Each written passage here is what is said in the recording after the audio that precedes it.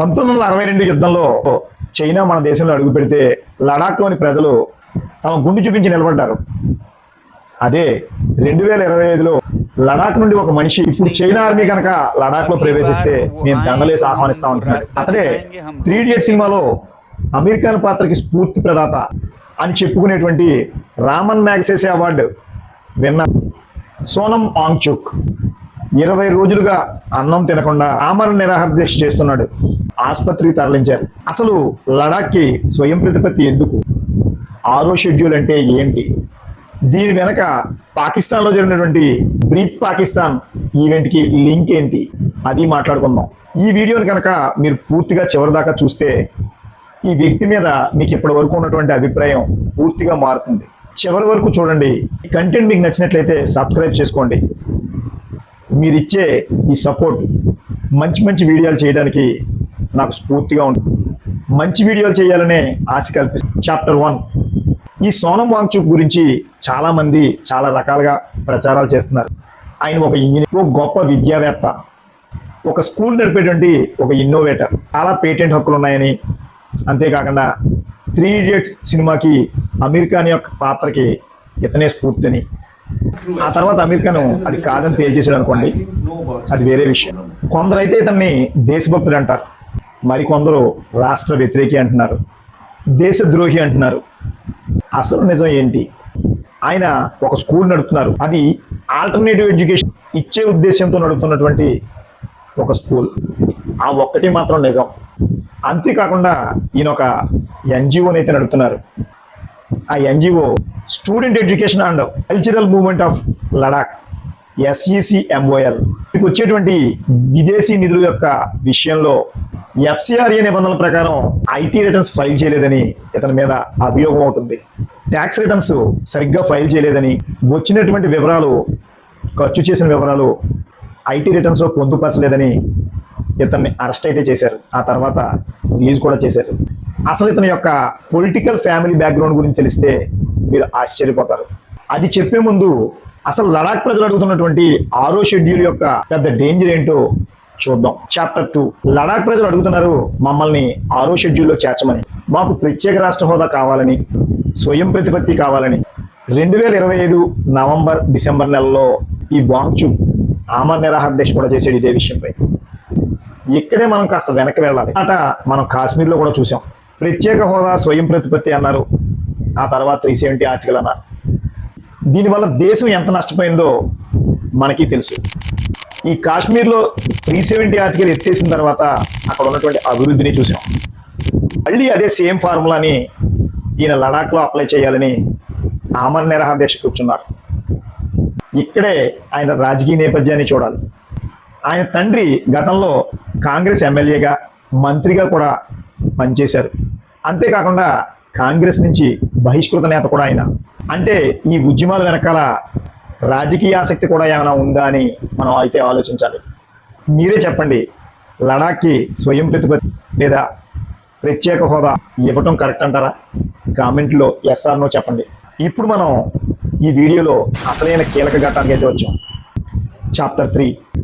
నేను మీకు మొదట్లో చెప్పిన మాట గుర్తుందా? ఇప్పుడు చైనా కనుక లడాక్ లో దాడి చేస్తే మేము వాళ్ళని ప్రతిఘటించాం, దండలు వేసి లోపలికి ఆహ్వానిస్తాం అని చెప్పినటువంటి విషయం.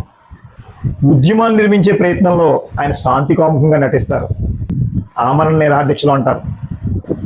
పదే పదే భారత వ్యతిరేక భావజాలాన్ని వెళ్ళగొక్కుతూ ఉంటారు, దాన్ని వ్యాప్తి చేసేలాగా మాట్లాడుతూ ఉంటారు, ఉద్యమకారుల్ని రెచ్చగొడుతూ ఉంటారు. అంటే ప్రో చైనాగా మాట్లాడడం ఈయనకి ఒకంత అలవాటు. అంతేకాకుండా చైనాకి తొత్తుగా కూడా మారారు. ఈయన పిలుపు మేరకు 2025 నవంబర్ డిసెంబర్లో లడాక్ యొక్క రాష్ట్ర బీజేపీ కార్యాలయానికి నిప్పు అయితే పెట్టారు. నిరసనకారుల్ని నిరోధించలేక అక్కడి కార్యాలయం మొత్తం నిలువున కాలిపోయింది. అదే సమయంలో కొంతమందిని ప్రవోక్ చేస్తూ వాంగ్చుక్ గారు అయితే కొన్ని వివాదాస్పద కామెంట్స్ అయితే చేశారు. ఈ వ్యాఖ్యలపై కొంతకాలం ఆయన అరెస్ట్ చేశారు, తదుపరి రిలీజ్ చేశారు. అన్నింటికంటే భయంకరమైన విషయం 2025 ఫిబ్రవరిలో పాకిస్తాన్లో జరిగినటువంటి ఒక ఈవెంట్కి అయితే ఈయన పాల్గొన్నారని చెప్పాను. అదేంటంటే బ్రీత్ పాకిస్తాన్ అనేటువంటి ఒక ఈవెంట్ని పాకిస్తాన్లో ఉన్నటువంటి డాన్ అనే ఒక పత్రిక అయితే కండక్ట్ చేసింది. దానికి ఈయన ముఖ్య అతిథిగా భారతదేశం నుంచి పిలిచారు కూడా. ఫిబ్రవరిలో జరిగినటువంటి ఈ కాన్ఫరెన్స్ కి అటెండ్ అయ్యి వచ్చిన 5 నెలల తర్వాత ఈయన ఈ ఉద్యమ కార్యాచరణ అయితే మొదలుపెట్టారు. దీన్ని తీవ్రతరం చేస్తూ ఈయన నవంబర్ డిసెంబర్లో ఆమరణ నిరాహార దీక్ష కూర్చోవడం, అక్కడి నుంచి ఈయన అరెస్ట్ చేసి పంపడం కూడా జరిగింది. ఒక పక్క పాకిస్తాన్లో ఈవెంట్, మరో పక్క చైనాను సపోర్ట్ చేస్తూ వ్యాఖ్యలు, ఈ రెండింటిని కలిపి చూస్తే మీకే అర్థమవుతుంది. చాప్టర్ 4 మ్యాగసెసే అవార్డు మరియు డీప్ స్టేట్ యొక్క పుట్టల్లో చాలా మంది అంటుంటారు ఆయన పర్యావరణవేత్త, గొప్ప విద్యావేత్త, ఆయనకి చాలా అవార్డులు వచ్చాయి కదా అని. చాలా శాంతికాముకుడు కూడా. దీని అభిప్రాయం ఎలా ఉన్నా రామన్ మ్యాగసెసే అవార్డు కూడా వచ్చింది కదా అని అంటుంటారు. కానీ ఈ రామన్ మ్యాగసెసే అవార్డు ఈ మధ్య ఆసియా ఖండంలో ఎవరెవరికి ఇస్తున్నారో ఓసారి చూద్దాం. ఈ రామన్ మ్యాగసెసే అవార్డు ఎవరెవరికైతే ఇస్తున్నారో ఒకసారి పరిశీలిద్దాం. ప్రముఖంగా ఆసియా ఖండంలో భారత వ్యతిరేక భావజాలం ఉన్నటువంటి చాలా మందిని ఈ అవార్డు అయితే వరించిందనే చెప్పొచ్చు. అది ఎవరెవరంటే ఆంధ్రప్రదేశ్ ప్రధాని అయినటువంటి మహమ్మద్ యూనస్, కేజ్రీవాలా, అంతేకాకుండా ఎన్డీటీవీలో జర్నలిస్ట్ అయినటువంటి రావిష్ కుమార్ లాంటి వారు ఈ మధ్యకాలంలో ఈ రామన్ మ్యాగసెసే అవార్డుని అయితే తీసుకున్న వారిలో ప్రముఖులు. దీన్ని ప్రముఖంగా ఆసియాలోనే పీస్ అవార్డు కింద ఎస్టాబ్లిష్ చేసి ఉండడం అయితే జరిగింది.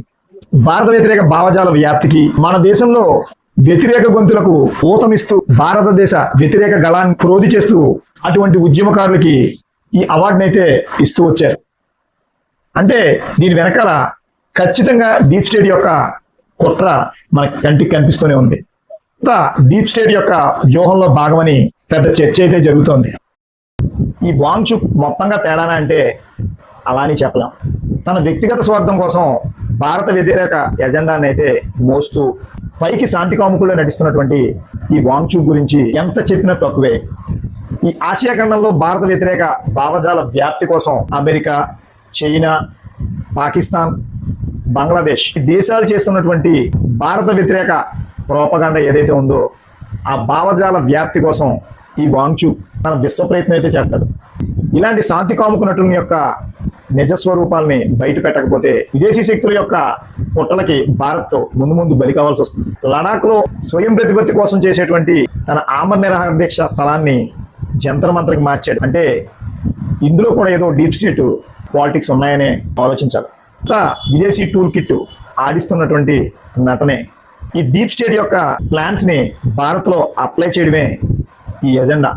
మొత్తంగా దిశ లేనటువంటి మన పిల్ల బొద్దింకలకి దిశానిర్దేశనం చేయడానికి అయితే ఈ పెద్ద తలకాయని డీప్ స్టేట్ ఇక్కడ అప్లై చేసిందా. భారత వ్యతిరేక ఎజెండాని ఎస్టాబ్లిష్ చేద్దామని వచ్చినటువంటి ఈ వాంగ్చుక్ యొక్క ఆశల్ని కోర్టు ఆదేశాల మేరకు ఆయన నిరాహార దీక్షని జూలై 18 ఉదయం 7 గంటలకి భగ్నం చేసి ఢిల్లీలోని సఫ్దర్జంగ్ ఆసుపత్రికి అయితే తరలించడం జరిగింది. అటు పిమ్మట ఈ గతిలేని కాక్రోచ్ పార్టీ వ్యవస్థాపకుడైనటువంటి అభిజిత్ దిప్కే గతి లేక ఈ నిరాహార దీక్షని కంటిన్యూ చేస్తానని కూర్చోవడం, 2 గంటల్లోనే తన కడుపు పట్టుకుని బోరుమని విలపించడం కూడా మనం ఈరోజు వీడియోలో చూస్తున్నాం. చూసారుగా ఫ్రెండ్స్, ఒక అవార్డు విన్నర్ యొక్క కథ ఎంత ఉంది. ఇప్పటి వరకు తెలియంది కూడా.